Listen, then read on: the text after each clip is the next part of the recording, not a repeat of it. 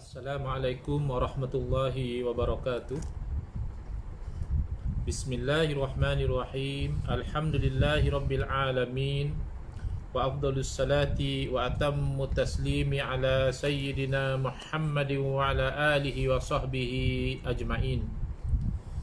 Rabbi shrah li sadri wa yassir li amri wahlul 'uqdatam min lisani yafqahu qawli. Subhanaka la ilma lana illa ma 'allamtana innaka antal alimul hakim.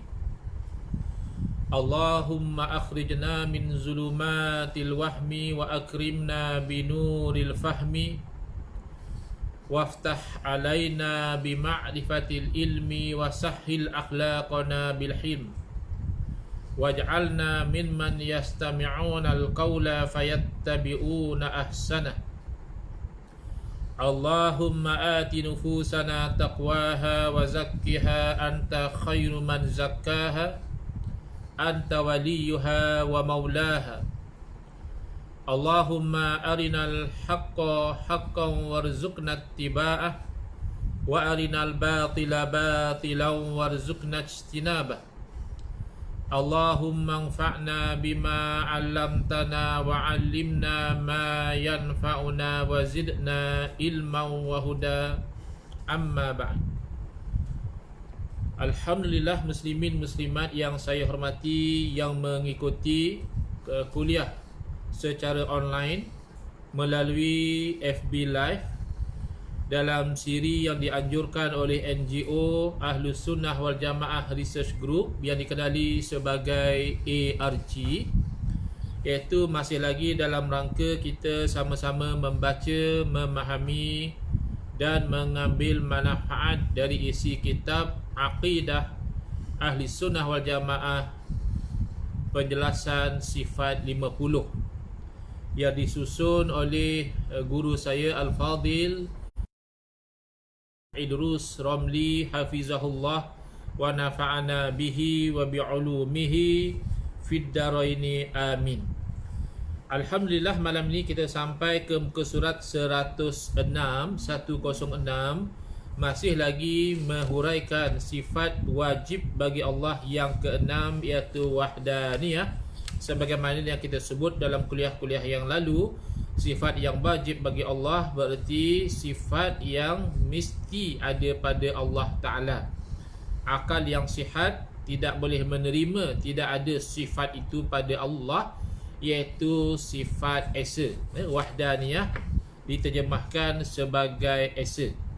Maka diperincikan keesaan Allah Ta'ala, kerana sifat esa ini, wahdaniyah ini, termasuk dalam jenis sifat salbiyah. Salbiyah berfungsi menafikan yang tidak layak bagi Allah Subhanahu Wa Taala, maka sifat menafikan banyak. Itu bahasa yang mudah faham.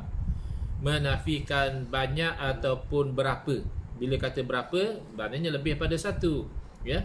Yang dimaksudkan di situ adalah berbilang-bilang. Menafikan berbilang-bilang, ta'addud. Allah Maha Esa. Tetapi orang kadang-kala ingin tahu dengan lebih mantap, dengan lebih jelas, yang dikatakan Allah Maha Esa itu macam mana, lalu diterangkan, ya. Yang ni yang dikatakan Tauhid 3, tapi dalam sistem pengajian sifat 20. Yang selalu kita dengar Tauhid 3 ni lawan kepada Tauhid sifat 20, saling ada pertikaian, saling tidak selari. Rupa-rupanya dalam pengajian Tauhid sifat 50 ataupun lebih popular di tempat kita ini sebagai sifat 20 pun ada elemen Tauhid 3, tapi berbeza huraiannya. Kalau ada pun sedikit saja persamaan, ya. Iaitu yang pertama yang dikatakan Tauhid 3 versi sifat 20 atau sifat 50 ini adalah wahdaniyatuz zat, ya. Mengesakan Allah pada zat. Kita telah huraikan semalam secara ringkasnya adalah menafikan ada zat yang lain daripada Allah tetapi sama seperti Allah. Itu menafikan berbilang-bilang pada zat. Maknanya selain daripada Allah ada lagi yang lain pada Allah tapi sama juga seperti Allah. Itu tidak ada. Yang kedua, menafikan zat Allah tersusun dari juzuk-juzuk yang pelbagai, ya. Banyak komponen-komponen bercantum menjadi Allah Subhanahu Wa Taala, itu dinafikan. ya. Dan dalilnya jelas dalam suratul Ikhlas. Allah Ta'ala berfirman, Qul huwallahu ahad. Katakanlah dia Allah ahadun, esa, ya. Jadi menafikan berbilang-bilang pada zat, atau disebut wahdaniyatus zat. Yang kedua, wahdaniyatus sifat, mengesakan Allah pada sifat, menafikan berbilang-bilang pada sifat, iaitu pertama mengatakan tidak ada yang lain daripada Allah tetapi bersifat sama seperti Allah Subhanahu Wa Taala. Kalau didapati sama kot ustaz, ya, Allah bersifat dengan wujud, kita manusia juga wujud. Allah bersifat dengan kudrah, kita juga bersifat dengan kudrah. Allah bersifat dengan iradah, kita juga bersifat dengan iradah, berkehendak. Ya, Allah bersifat dengan sama, mendengar, basar, melihat, kalam, berkata dan sebagainya. Kita pun ada sifat sama, basar dan kalam. Maka dijawab untuk kekeliruan ini adalah persamaan yang ada itu hanya pada lafaz, tapi berbeza pada segi makna lafaz. Lafaz sama, ya. Misalnya kita ambil contoh sama, ya. Pada Allah kita kata ada sifat sama, pendengar, ya. Kemudian pada makhluk juga ada sifat sama, mendengar. Jadi adakah sama? Tidak, ya. Yang pertama, sifat sama Allah itu sifat yang qadim, yang tidak ada permulaan. Sedangkan sifat sama yang ada pada manusia asalnya tidak ada, kerana manusia itu sendiri asalnya tidak ada. Kemudian setelah manusia itu wujud sebagai janin yang kecil dalam rahim, belum ada sifat sama lagi. Nanti bila sudah ada derian pendengaran, baru ada sifat sama. Dan sifat sama Allah tidak perlu kepada alat. Sifat sama manusia perlu kepada alat. Kalau satu orang dimisalkan lahir tanpa ada alat pendengaran, dia tidak boleh mendengar. Kemudian sifat sama manusia terbatas, ya. Banyak benda yang kita tidak boleh dengar. Kita hanya dengar suara bunyi daripada jarak yang dekat, yang tidak terhalang. Tidak terhalang dengan bunyi bising dan sebagainya. Kemudian sifat sama manusia ini boleh berkurangan, ya, boleh hilang, dan seumpama dengannya. Maka sama hanya sama daripada segi sebutan, tetapi berbeza dari segi hakikat makna. Begitu kita yang kedua dalam wahdaniyatus sifat, mengesakan Allah pada sifat, adalah kita menafikan, ya, Allah mempunyai dua sifat yang sama. Contoh, ya, kita ambil kembali sifat sama tadi. Jadi sama kita tu ada pelbagai, ya. Sama kita pada masa muda lain, sama mendengar kita pada masa dah tua lain, sama kita mendengar pada masa suasana sunyi lain, sama kita mendengar pada masa suasana bising hingar-bingar lain, ya. Sedangkan Allah itulah sama yang satu ada pada Allah Subhanahu Wa Taala. Kalau lebih jelas lagi, misalnya kudrah, kuasa. Kuasa yang pada Allah itulah satu, kudrah, ya, tidak ada bezanya. Tetapi kalau kudrah manusia misalnya, kekuasa dia pada masa baby sangat terbatas, ya, hanya mampu berbaring, menangis dan menyusu. Kemudian baby mampu orang panggil menyerap, ya, menyerap. Kemudian baby mampu merangkak, kemudian berjalan, berlari, melompat dan sebagainya. Itu banyak kan, kudrah manusia itu kan banyak. Kemudian bila dia sudah semakin dewasa, makin kuat, Masya Allah, tabarakallah. Kemudian dia bila semakin tua, makin kurang kembali kudrah dia, sehingga ada orang tua yang dia tidak mampu lagi berjalan. Bahkan ada orang tua yang na'udzubillah sampai peringkat hanya terbaring saja, tak boleh ke mana-mana, terpaksa diusung di papah, ataupun yang terpaksa dipakaikan pampers semula, seumpama jadi seperti baby. Ya, itu kudrah manusia banyak, ya. Kudrah Allah tidak demikian. Kudrah Allah hanya satu, itu maknanya esa, mengesakan Allah pada sifat. Jadi semalam ini kita sampai kepada mengesakan Allah pada perbuatan, atau dalam bahasa Arab disebut af'al, ya. Kalau satu, fi'lun. Kalau dua, fi'lani. Kalau banyak, af'al. Baik. Keesaan Allah dalam perbuatannya memiliki dua pengertian. Pertama, perbuatan Allah tidak serupa dan tidak sama dengan perbuatan siapa pun. Apabila Allah Subhanahu Wa Taala mengkehendaki sesuatu, maka sesuatu itu akan terjadi. Ini kita faham betul-betul lah. Kerana nanti akan timbul soalan yang pelik-pelik. Bila Allah Ta'ala mengkehendaki sesuatu, maka sesuatu itu pasti terjadi. Habis kalau Allah Ta'ala mengkehendaki supaya ada Tuhan lain, agak-agak terjadi tak? Kalau Allah Subhanahu Wa Taala mengkehendaki untuk melahirkan anak, agak-agak jadi tak? Ataupun kalau Allah mengkehendaki misalnya mempunyai isteri, agak-agak jadi tak? Jadi ini yang nanti kita akan bincangkan dengan lebih terperinci bila kita sampai membincangkan sifat iradah. Kan ada di situ bila Allah Taala berkehendak. Dan juga sifat kudrah nanti akan dibincangkan di situ. Memadai pada peringkat ini kita katakan yang demikian itu tidak akan berlaku kerana kehendak Allah itu hanya pada perkara yang mungkin sahaja, ya. Adapun Tuhan selain daripada Allah itu mustahil, isteri Allah itu mustahil, anak Allah itu mustahil. Jadi perkara yang mustahil tidak termasuk dalam skop yang dikatakan kudrah dan iradah Allah Subhanahu Wa Taala. Selama mana sesuatu itu masih dalam skop mungkin, sesuatu yang tidak mustahil, dan sesuatu itu juga tidak wajib.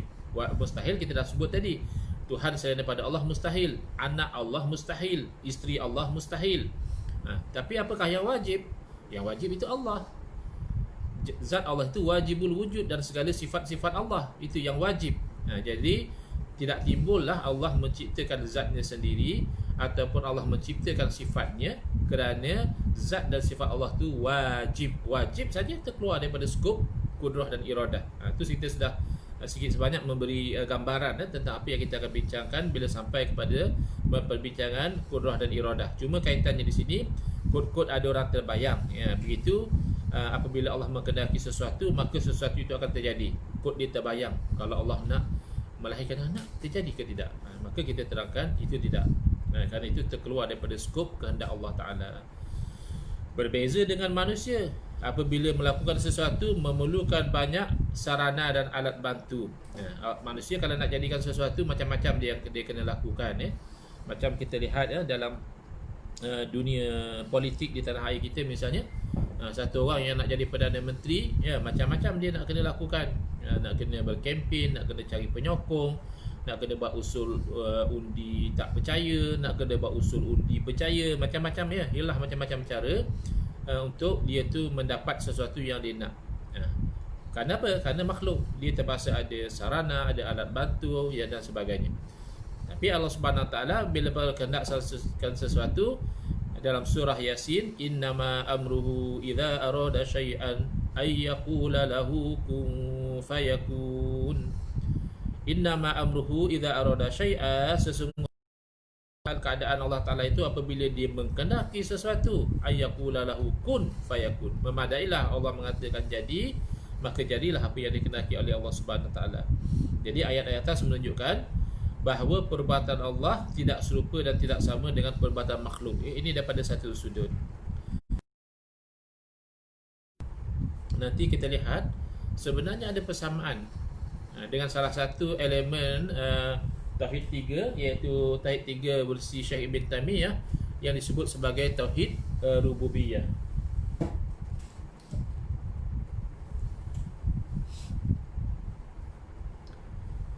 Iaitu yang kedua, semua perbuatan manusia yang disengaja, makan, minum, bercakap, berjalan, berlari, melompat, menulis, membaca dan sebagainya, dan tidak sengaja, batuk, bersin, jatuh, sakit, dan sebagainya, yang besar dan juga yang kecil adalah ciptaan dan ketentuan Allah Subhanahu Wa Taala. Jadi sama ada perbuatan itu yang sengaja pada mata manusia, kita sengaja buat, kita sengaja angkat pen, sengaja kita sengaja ambil pen ni menulis, macam saya sekarang ni sengaja saya ni bercakap, dan seumpamanya, itu namanya perbuatan yang sengaja. Ataupun yang tidak sengaja, misalnya satu orang tu terjatuh, satu orang tu merasa sakit, satu orang tu bersin, satu orang tu batuk. Ada juga orang batuk sengaja, batuk ada isyarat, ada nak beli kawan misalnya, itu batuk sengaja. Tapi ada juga batuk yang tak sengaja, dia datang batuk itu secara spontan, tak kisahlah, sama ada perbuatan itu disengajakan ataupun perbuatan itu tak sengaja, besar ataupun kecil, seperti kita melompat, kita berlari, itu besar, ataupun kecil seperti kerdipan mata, ataupun turun naik nafas kita, kecil, itu semua adalah ciptaan dan ketentuan Allah Subhanahu Wa Taala dari segi hakikatnya begitu. Yang ni kita kena betul-betul faham ya. Kalau kita keliru nak membezakan antara hakikat zahir asbab, yang mana kita lihat ya, kita yang makan, kita yang minum, kita yang berlari, kita yang berjalan, kita yang bercakap, kita yang menyampaikan ilmu, kita yang berdakwah, kita itu, kita ini. Kalau kita gagal seimbangkan dengan hakikat bahawa apa saja yang kita sebut sebentar tadi itu sebenarnya adalah ciptaan Allah Subhanahu Wa Taala, itulah akan timbul salah satu daripada dua sikap yang melampau. Satu sikap bersikap Jabariyah, iaitu dia langsung tak nak buat apa-apa kerana kata dia semuanya Allah Ta'ala yang tentukan, ataupun sifat Qadariyah, dia di dalam bertindak dan berlaku dia mengatakan bahawa itu bukan ciptaan Allah Subhanahu Wa Taala, tapi itu datang daripada diri dia sendiri. Jadi kedua-dua ni adalah akidah yang ekstrim, yang lari daripada pegangan ahli sunnah wal jamaah. Hal ini berbeza dengan pendapat golongan Mu'tazilah, Syiah dan Hizbut Tahrir. Jarang-jarang. Dan memang ada orang-orang Hizbut Tahrir yang membangkang apabila kita terangkan bahawa pegangan Hizbut Tahrir ini bercanggah dengan pegangan ahli sunnah wal jamaah. Dibangkang dalam Facebook oleh orang-orang yang berfahaman Hizbut Tahrir, kemungkinan besar kerana dia tidak nampak apa yang kita nampak daripada segi penyelewengan. Dia hanya nampak aspek yang positif kerana dia nampak wah, Hizbut Tahrir ini golongan yang nak menegakkan khilafah Islamiyah, al-khilafah ala manhajin nubuwah, khilafah di mengikut manhaj Nabi SAW, dan lain-lain slogan yang cantik dan menarik, sehingga dia tidak perasan bahawa tokoh-tokoh pendiri golongan Hizbut Tahrir ini sama pegangan seperti Mu'tazilah, sama pegangan seperti Syiah yang berpendapat bahawa perbuatan manusia yang disengaja adalah ciptaan dan ketentuan manusia itu sendiri. Yang maknanya kalau berjalan, berlari, makan, minum, bercakap, itu semua tak ada kemengena dengan Allah, bukan Allah yang ciptakan. Kita sendiri yang ciptakan perbuatan itu. Hanya kan yang tak sengaja saja ciptaan Allah misalnya kita bersin, batuk, jatuh, itu ciptaan Allah. Tapi kalau yang disengajakan itu bukan ciptaan Allah. Jadi di situ dia tak perasan. Dengan kefahaman macam itu, dia telah menolak wahdaniyah. Dia telah menolak keesaan. Maka pada kita kata perjalanan manusia, larinya manusia, bercakapnya manusia, melompatnya manusia, menulisnya manusia, membacanya manusia, itu tidak ada keesaan Allah di situ. Mana Allah ada kuasa dia, manusia ada kuasa dia, iaitu kuasa manusia adalah pada perbuatan-perbuatan yang disengajakan. Jadi tidak ada wahdaniyah tu al-af'al. Dengan demikian mereka melanggar konsep keesaan Allah dalam perbuatan. Sedangkan dalil bahawa semua perbuatan manusia merupakan ciptaan dan keturunan Allah Subhanahu Wa Taala adalah banyak sekali. Dalam Al-Quran disebut, bahkan dari segi akal pun kita boleh terima. Kerana kalau ada sesuatu berlaku luar daripada kuasa Allah, maknanya ada syirik di situ. Mana Allah helpless di situ. Dalam bab kita bercakap, Allah helpless. Allah tak boleh buat apa-apa.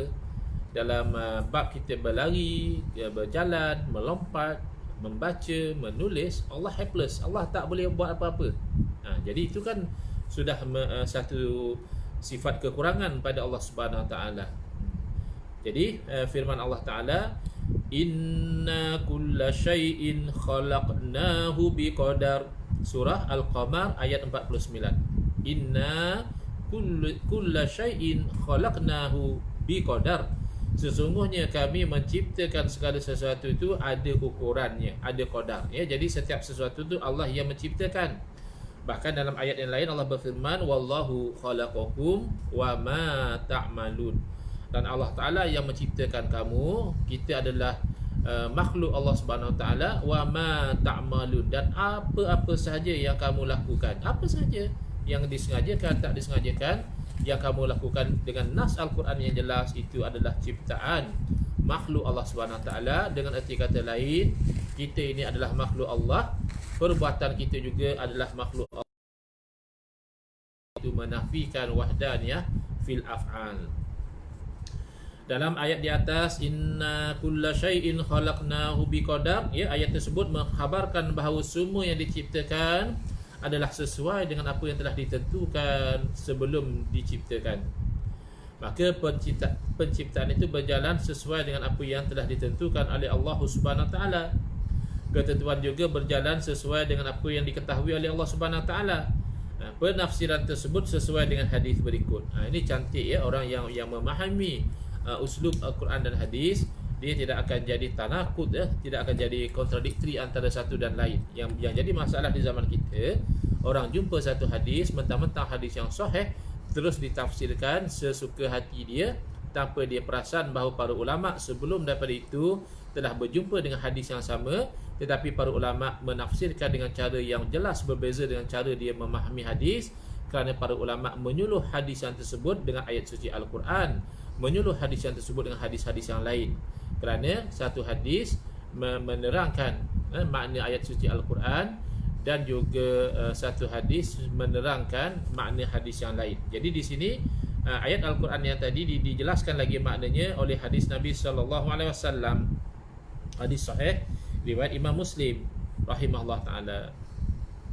An Abi Hurairah radhiyallahu anhu qala ja'at musyriku Quraisyin ila Rasulillah sallallahu alaihi wasallam yukhasimunahu fil qadari qala fanazalat hadhil ayatu innal mujrimina fi dhalalin wa su'ur yawma yushabuna fin nari ala dhuqu massa saqar inna kulla syai'in khalaqnahu biqadar. Daripada Sayyidina Abu Hurairah radhiyallahu anhu, orang-orang musyrik dari suku Quraisy, orang musyrikin Quraisy datang berjumpa Nabi SAW, lalu berdebat dengan Nabi SAW tentang takdir Allah. Jadi ada kalanya berdebat ini perlu. Jadi saya ada dikongsikan video satu orang, kata dia kalau lepas PKP ni elok diadakan debat terbuka tentang isu-isu yang dipopularkan sekarang. Satu masa dahulu umat Islam tidak terdedah dengan kekeliruan-kekeliruan sebegini. Tapi sekarang ini dipopularkan fahaman bahawa kita orang Islam kena yakin Allah ada tempat Allah tu di atas langit, di atas arasy dan sebagainya. Jadi mungkin, ya, kalau betul nak dikatakan lakukan perdebatan selepas PKP ni secara terbuka, dan eloknya diadakan secara dapat disiarkan, itu ada baiknya juga.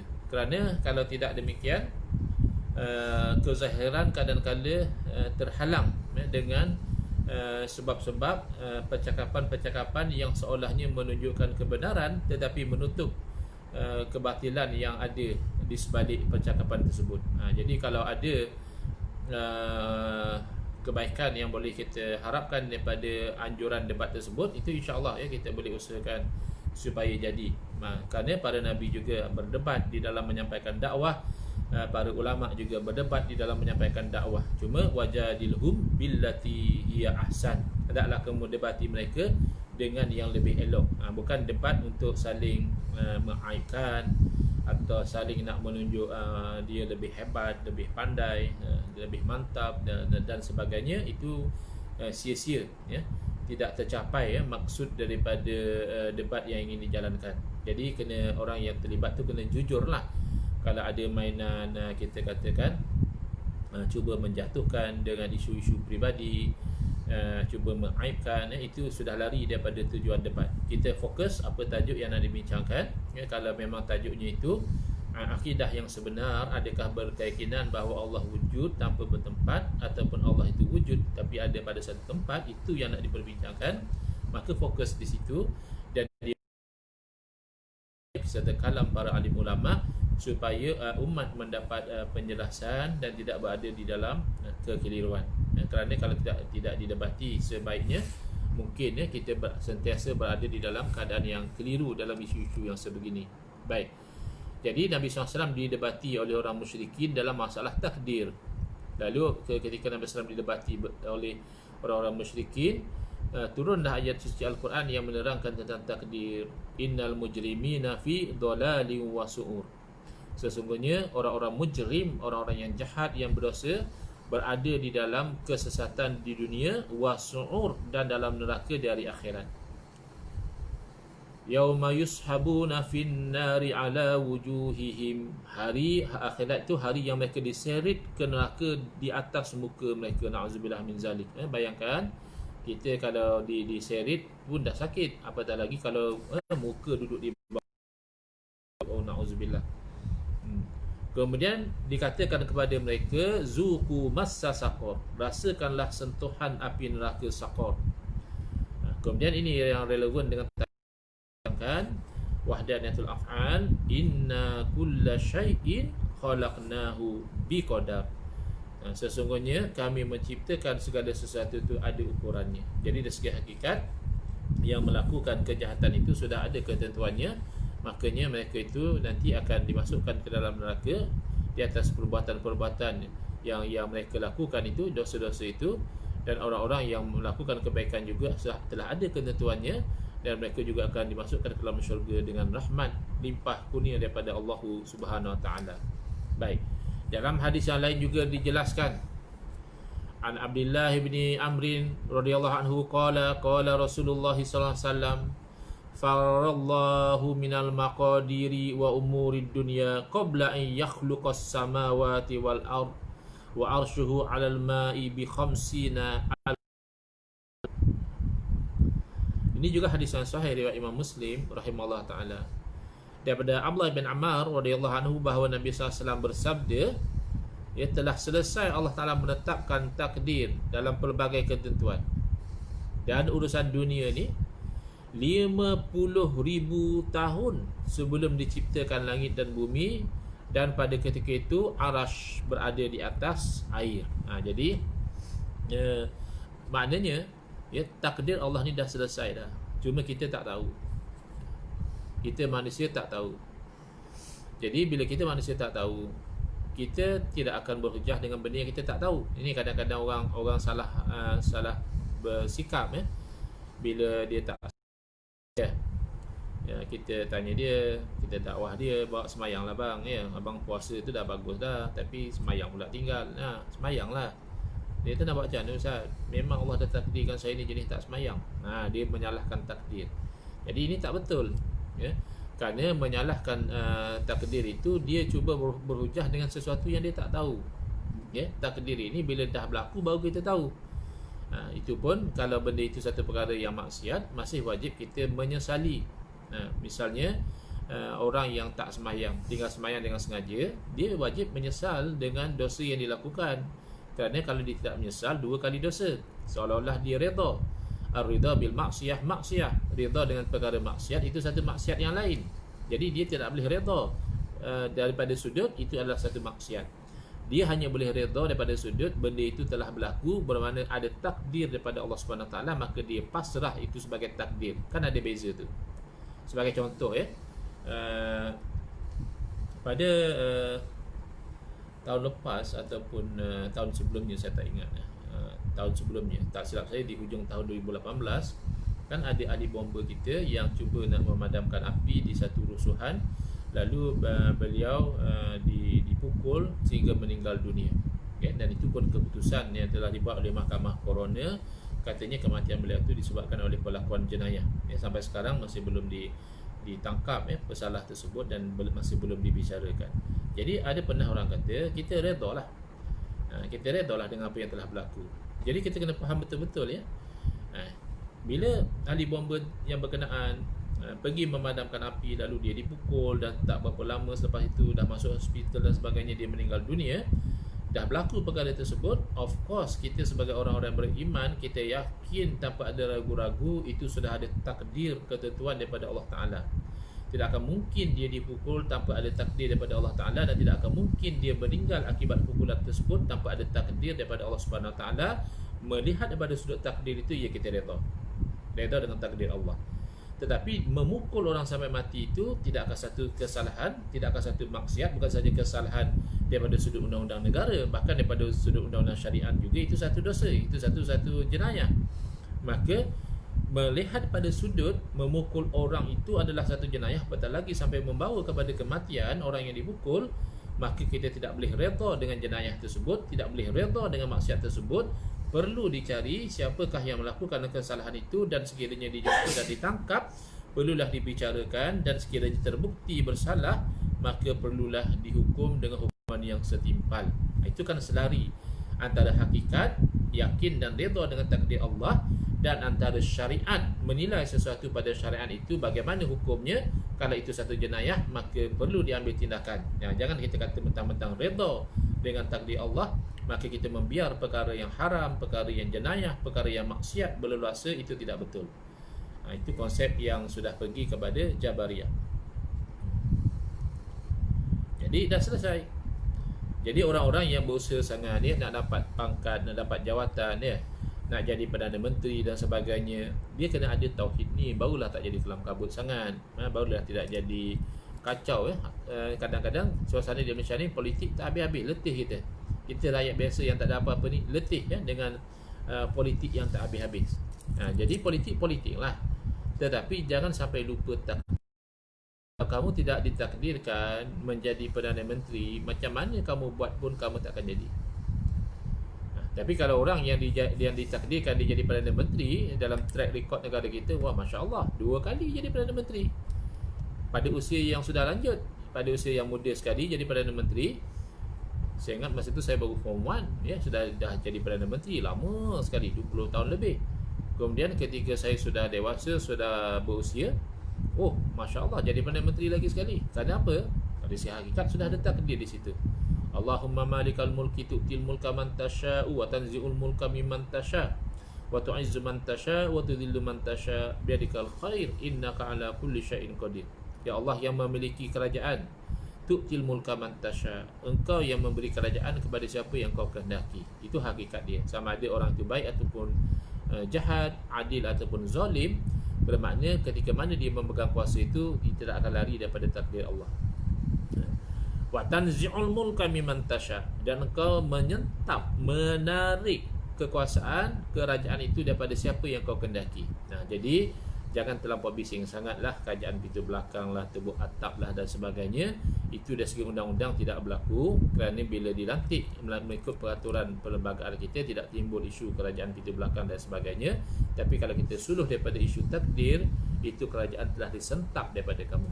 Atas apa sebab, wallahu alam. Kan kita pun tak sangka. Dia macam orang macam saya, orang politik, wallahu alam lah, mungkin mereka dah ada bacaan-bacaan mereka yang tersendiri. Tapi rakyat biasa macam saya, macam sebahagian daripada tuan-tuan, terkejut juga, Masya Allah. Ada orang tak puas hati dengan kerajaan yang dahulu, kata dia, ini kerajaan sepenggal, ini kerajaan sepenggal, sebab banyak benda buat ni tak betul ni, mesti orang dah tak nak sokong ni. Rupa-rupanya dengan takdir Allah, bukan kata sepenggal, separuh penggal saja, tak sampai sepenggal pun, 22 bulan saja, tak sampai, lebih kurang hampir-hampir separuh saja. Jadi itu yang namanya tuatan zi'ul mulka. Engkau menyentap, engkau menarik kerajaan itu daripada siapa yang kau kehendaki. Jadi dalam pada orang-orang politik berjuang, berkempen, mencari ruang untuk berkuasa dan sebagainya, untuk orang Islam khususnya, jangan sampai lupa kepada takdir Allah. Maknanya ada juga konsep redha, bahawa tidak akan terlepas daripada satu orang sesuatu yang telah ditentukan baginya, dan tidak akan dapat pada satu orang sesuatu yang tidak ditakdirkan untuknya. Contoh je lah Perdana Menteri kita sekarang kan, yang ini bukan nak cerita politik, nak cerita tentang takdir, tapi yang bertakdir itu kita fahami daripada sudut apa yang berlaku di depan mata kita. Kan yang popular pada masa itu, yang seolah-olahnya ada competition, persaingan dalam memegang jawatan Perdana Menteri, adalah antara Tun Mahathir dengan Datuk Seri Anwar Ibrahim. Kan itu yang rata-rata kita lihatlah, hanya ada persaingan antara dua ni. Tapi rupa-rupanya dua orang ni bersaing, yang naik Tan Sri Muhyiddin Yassin. Walaupun ada orang tak kenal siapa Muhyiddin, tapi dia naik ikut peraturan undang-undang, dilantik oleh Yang Bertuan Agong. Itu zahir yang kita lihat dengan mata kepala kita. Hakikatnya itu adalah af'al, perbuatan Allah Subhanahu Wa Taala juga. Itu nak kata wahdanatul af'al. Jadi penting ada juga elemen tasawuf dalam hati, terutamanya orang-orang politik, supaya mereka tak jadi hanyut jadi merapu yang bukan-bukan semata-mata kerana perebutan kuasa. Kalau ada konsep tasawuf dalam hati kita, lebih-lebih lagi hati orang-orang politik, jadi politik mereka itu tidaklah terlampau ganas, tidaklah terlampau seolah-olah tidak ada rule, seolah-olah law of the jungle macam itu, tidak. Kerana masing-masing tahu berjuang itu kena ikut juga pada peraturan hukum hakam, tidak sampai yang dilarang oleh Allah Subhanahu Wa Taala. Ceritanya dari segi hakikat adalah wahdaniyatul af'al. Sudah selesai 50,000 tahun dah sebelum daripada dicipta langit dan bumi lagi. Allah juga berfirman tentang takdir. Wa asa Adamu rabbahu faghawa thumma ijtabahu rabbuhu fataba alaihi wa hada. Surah Taha. Ini ayat suci Al-Quran, surah Taha ayat 121 hingga 122. Dan ketika itu asa. Asa maknanya tidak patuh Nabi Adam kepada Tuhan. Dan sesatlah ia. Sesat ni maksudnya tidak ikut jalan yang asalnya ditetapkan oleh Allah Subhanahu Wa Taala. Kemudian Tuhan memilihnya pada satu kedudukan yang istimewa sebagai seorang nabi, dan Tuhan menerima taubatnya dan memberi petunjuk hidayah. Ayat tersebut memberikan pengertian tentang ketentuan Allah bahawa Nabi Adam AS akan memakan daripada pohon yang dilarang tersebut. Kerana itu Nabi Adam AS tidak dapat menghindar kecuali melakukannya. Kan dari sudut kadang-kadang ada orang tanya, ini kenapalah Nabi Adam pergi makan buah tu, kalau tak kita semua boleh duduk dalam syurga. Tak adalah kita duduk di dunia ni. Dahlah PKP, buat permohonan bantuan pula katanya tak layak. Bukan sebab kita ni tak susah, tapi sebab pasangan kita katanya ada SSM. Oleh kerana pasangan kita ada SSM, walaupun dah tak berniaga, walaupun dah bankrupt, oleh kerana ada rekod SSM, dah kita pula yang tak dapat bantuan kan. Sebab duduk di dunia kan, kalau duduk di syurga senang, apa saja kita nak dapat. Jangan, tak perlu nak disalahkan Nabi Adam AS. Bahkan ketika dikomplain isu yang sama oleh Nabi Musa AS, Nabi Adam AS merujuk kembali kepada hakikat wahdaniyatul af'al ini.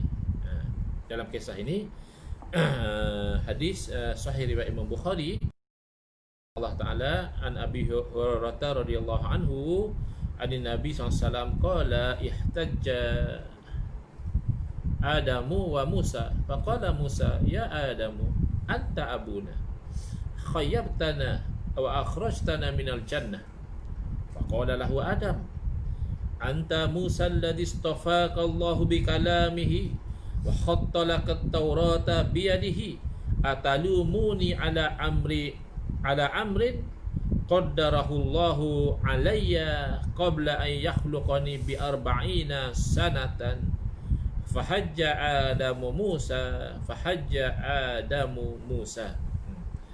Daripada Sayyidina Abu Hurairah radhiyallahu anhu bahawa Nabi SAW bersabda, Nabi Adam dan Nabi Musa AS berdebat, berhujah masing-masing berhujah.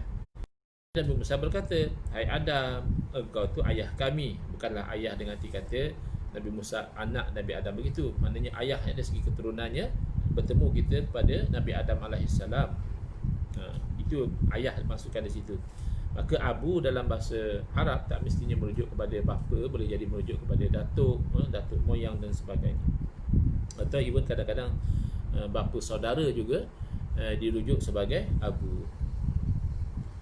Lalu engkau adalah ayah kami, tapi engkau telah mengecewakan kami.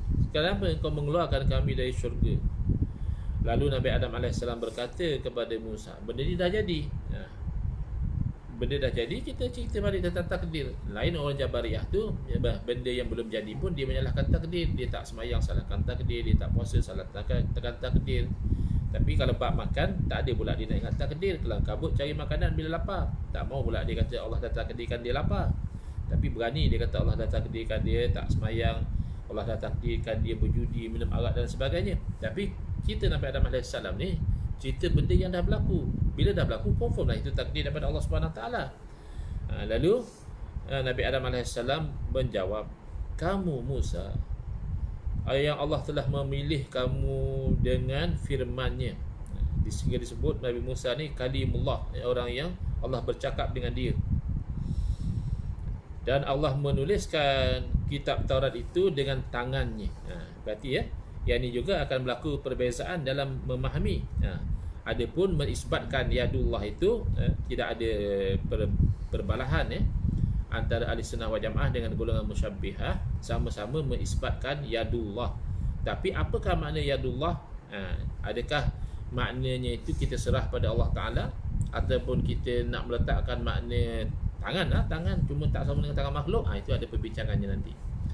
Tapi nak ceritanya mulianya Nabi Musa alaihissalam, dan apabila kamu mencelaku, apakah kamu mencelaku sebab perkara yang Allah telah tetapkan pada aku 40 tahun sebelum aku diciptakan. Maknanya benda ni dah ada dalam ketentuan dah. Kau masih nak cela aku, benda yang 40 tahun sebelum aku diciptakan telah ditetapkan oleh Allah Subhanahu Wa Taala. Akhirnya Nabi Adam AS dapat mengalahkan Nabi Musa AS. Diulang 2 kali. Nabi Adam AS dapat mengalahkan Nabi Musa AS daripada sudut hujjah, kerana hujjah Nabi Adam AS itu berpaksi kepada akidah ahli sunnati wal jamaah, iaitu segala-galanya yang telah berlaku itu pasti itu takdir daripada Allah Subhanahu Wa Taala. Yang belum berlaku juga adalah takdir daripada Allah Taala, cuma kita tidak tahu. Bila kita tak tahu, tak bolehlah kita berhujah dengan benda yang kita tak tahu. Maka kita itu bertindak berdasarkan hukum, bukan berdasarkan apa yang kita sangkakan takdir Allah. Hukumnya bagaimana? Kalau orang tu misalnya membunuh orang, hukumnya adalah satu jenayah yang ada kisah dan sebagainya, maka itulah yang kita akan jalankan. Tak bolehlah kita kata wah dah ditakdirkan Allah dia ni membunuh orang, kita lepaskanlah dia. Tak boleh macam tu. Rosaklah syariat. Yang kita bincang ni adalah hakikat tauhid. Adapun daripada sudut pelaksanaan syariat, itu ikut panduan hukum. Siapa yang membunuh, terbukti membunuh, dia akan dibunuh balas, ataupun dia akan dimaafkan dan disuruh membayar diah, ganti rugi nyawa. Dalam hadis di atas dijelaskan bahawa Nabi Adam AS mengalahkan Nabi Musa AS dalam perdebatan, dalam berhujjah, dengan mengatakan AS berupa makan buah khuldi terjadi kerana ketentuan dan takdir dari Allah Subhanahu Taala. Kita kena ingat bab akidah ni tak ada beza. Bab akidah ni tidak ada beza daripada zaman Nabi Adam AS sampai ke hari kiamat. Itulah akidah yang sahihah, tidak berubah-ubah. Bukanlah kalau macam syariat boleh jadi berbeza syariat seorang Nabi dengan seorang Nabi yang lain. Takdir COVID-19, salahkah ulama larang ke masjid? Dia bukan isu takdir, isu menjaga nyawa. Dia pertimbangan atas dasar hukum. Asalnya ke masjid itu satu tuntutan, itu satu syiar. Apatah lagi kalau untuk Jumaat, kalau untuk solat fardu boleh tahan lagi, kita masih boleh jemaah masing-masing di rumah. Tapi kalau Jumaat kan ada dia punya tata cara dia. Tapi dia bukan isu kita melihat kepada takdir di situ. Takdir kita dah beriman COVID-19 ni bila berlaku tak akan keluar daripada takdir Allah. Sebab musabab tu macam-macam teori lah. Ada yang kata senjata biologi lah, ada yang kata kerana binatang-binatang eksotik yang dimakan, dan sebagainya. Itu teori dia. Tapi yang pasti bila berlaku itu takdir Allah. Adapun ulama bukan memandang pada sudut ini takdir Allah ataupun tidak. Kalau itu dah jelas takdir Allah, tak timbul isu itu. Takkan kita kata ini COVID-19 ni takdir Allah, maka kita pun redha je lah, kita buat macam biasa je lah. Kita pergi masjid ramai-ramai macam biasa, tak ada masalah. Kalau takdir Allah kan, kalau kita nak ditakdirkan kena penyakitan, kena lah juga. Duduk di rumah pun kena. Kalau kita nak ditakdirkan tak kena, berpeluk dengan orang yang kena COVID-19 pun kita tak kena. Misalnya begitu. Bukan begitu. Dia hukum dia berdasarkan kepada adat. Kalau tauhid, akidah, kita berdasarkan kepada akal, akal yang mengatakan tentulah apa yang berlaku itu takdir Allah, dan juga berdasarkan kepada naqal, bukan akal semata-mata, berdasarkan kepada akal dan naqal. Tetapi dalam bab syariat bukan dilihat pada sudut itu. Kalau dilihat pada sudut itu memang Macam kita katakan orang yang dah ditakdirkan kena penyakit, macam mana pun dia kena. Orang yang tak ditakdirkan kena penyakit, macam mana pun dia tak kena. Itu dasar akidah. Adapun dasar syariatnya, hukum hakamnya, dia kena tengok asbab. Kalau dari segi sebabnya, dengan kita bersalam, dengan kita duduk beramai-ramai, dengan kita tak menjaga social distancing, dengan kita tu tak memakai penutup mulut misalnya, itu mendedahkan kepada risiko jangkitan penyakit yang boleh membawa kepada kematian dan sebagainya. Maka itulah ulama menghukumkan dicegah ke masjid kerana nak menjaga nyawa daripada ancaman jangkitan COVID-19. Bukan isu kau lebih takut pada virus daripada takut isunya adalah menimbang atas arahan hukum. Dan oleh kerana benda ni benda yang factual, yang berdasarkan kepada fakta, maka memang kita boleh terima. Boleh jadi ulama berbeza pandangan. Dia sebagai ulama kata tak adalah sampai tak boleh pergi, berarti buat SOP je lah. Mana boleh pergi, tapi jangan terlampau ramai, kena pastikan orang yang demam tak pergi. Misalnya itu satu benda yang possible. Berlaku perbezaan pandangan itu possible kerana dia dalam memastikan fakta saja. Hukum memang semua dah jelas, iaitu kalau dalam keadaan biasa maka tak sewajarnya dilarang orang ke masjid, apatah lagi untuk salat Jumaat. Tapi kalau dalam keadaan yang ditimbang ada di sana ancaman kepada nyawa, bahkan kalau bab salat Jumaat pun mungkin ada keringanan yang lebih lagi dalam bab-bab yang kita nampak macam tak serius, seperti hujan, seumpama dengannya pun diberi pelepasan daripada kewajipan solat Jumaat. Tapi kalau yang bab membabikan nyawa ni tentulah lebih serius lagi. Jadi bila pakar-pakar kesihatan sudah berbincang dengan pakar-pakar agama, dan pakar-pakar agama itu telah menetapkan suatu fatwa keputusan, itu insya-Allah kita ikuti. InsyaAllah itulah yang terbaik. Tapi kalau kita nak kirakan dari sudut berbeza pandangan, itu biasa. Memang tak mustahil berlaku perbezaan pandangan. Cuma kita ada pemerintah, waliul amri, lalu kita taat kepada apa yang diputuskan oleh pemerintah kita. Yang jelas pasti ada pertimbangan daripada mereka untuk kemaslahatan. Tasarruful imam manutun bil maslahah. Tidak tanduk pemerintah itu dia berkisar di atas maslahah, kebaikan umat. Dan ini ayat yang telah disebut sebentar tadi, surah As-Saffat ayat 96, wallahu khalaqakum wama ta'malun. Ayat ini menegaskan bahawa Allah yang menciptakan manusia dan menciptakan semua perbuatan yang dilakukan oleh manusia. Dan penafsiran kepada ayat Quran ini sesuai dengan hadis yang sahih an Hudzaifah radhiyallahu anhu qala Rasulullah sallallahu inna Allaha khalaqa kulla sani'in wa san'atahu. Inna Allaha khalaqa kulla sani'in wa san'atahu. Daripada Sayyidina Hudzaifah radhiyallahu anhu, beliau berkata bahawa Nabi SAW bersabda, sesungguhnya Allah SWT menciptakan setiap yang melakukan dan apa yang dia lakukan. Setiap orang yang berbuat itu Allah ciptakan, dan apa yang dia perbuat juga Allah SWT ciptakan. Jadi sesuai dengan ayat Quran tadi. Jadi dalil-dalil tentang keesaan Allah dalam perbuatan, dalam erti beriman kepada qada dan qadar Allah, dapat dibaca dalam kitab Al-Qada wal Qadar yang ditulis oleh Al-Imam Al-Baihaqi rahimahullah ta'ala. Beberapa dalil di atas menunjukkan, baik dalil akli ataupun naqli, menunjukkan bahawa Allah SWT Maha Esa dalam perbuatannya. Dalam arti semua perbuatan manusia, disengaja atau tidak disengaja, besar ataupun kecil, kita tambah lagi buruk ataupun baik, adalah ciptaan dan ketentuan Allah SWT.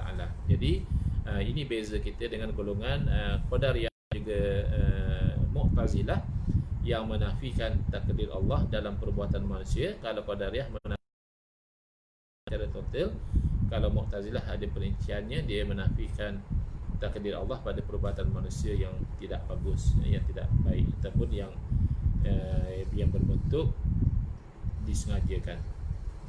Selesai bab wahdaniyah, maka di situlah ada persamaan dengan tauhid rububiyah. Versi Syekh Ibn Taimiyah yang mengatakan wajib kita mengesahkan Allah sebagai yang menciptakan, yang menghidupkan, yang mematikan, yang memberi penyakit, yang menyembuhkan, semua adalah Allah. Itu sama. Sebab itu kita katakan Tauhid 3 ni ada tempat-tempatnya masih betul apa yang diperjelaskan, maka yang itu wajib kita terima dan haram kita tolak. Dan ada tempat-tempatnya terutama pada aplikasi itu batil. Yang batil itu yang wajib kita tolak dalam Tauhid 3. Sebab tu isu Tauhid 3 ni tak boleh sembrono saja dibincangkan, kerana ada elemen Tauhid 3 yang betul. Sebab itu kadang-kadang kita lihat dalam kitab-kitab ulama-ulama Ahlussunnah wal Jamaah sendiri, ada kalanya mereka sebut tentang Tauhid Rububiyah, Uluhiyah, Tauhidul Asma' wa Sifat, kerana pada level yang pertama pecahan-pecahan Tauhid ini masih okey. Penyelewengan itu berlaku pada level yang seterusnya, pada level implementation tu. Yang itu nanti kalau ada kesempatan insya-Allah kita akan huraikan tentang Tauhid 3, dan memang saya pernah huraikan dalam beberapa kuliah yang lalu. Boleh rujuk juga kepada rakaman kuliah yang lalu. Insya-Allah pada kuliah malam besok kita akan pergi kepada sifat wajib yang ketujuh, iaitu qudrah. Hadza wabillahi taufiq wal hidayah. Wassalamualaikum warahmatullahi wabarakatuh. Bismillahirrahmanirrahim. Alhamdulillahirabbil alamin, wassalatu wassalamu ala asyrafil anbiya'i wal mursalin wa ala alihi wa sahbihi ajma'in. Allahumma shrah sudurana wa ahsin akhlaqana wa azim ujurana wa nawwir qulubana bi nuri hidayatika kama natarda min nuri syamsika abadan abada bi rahmatika ya arhamar rahimin. Walhamdulillahirabbil alamin. Amin ya rabbal alamin. Wal afu.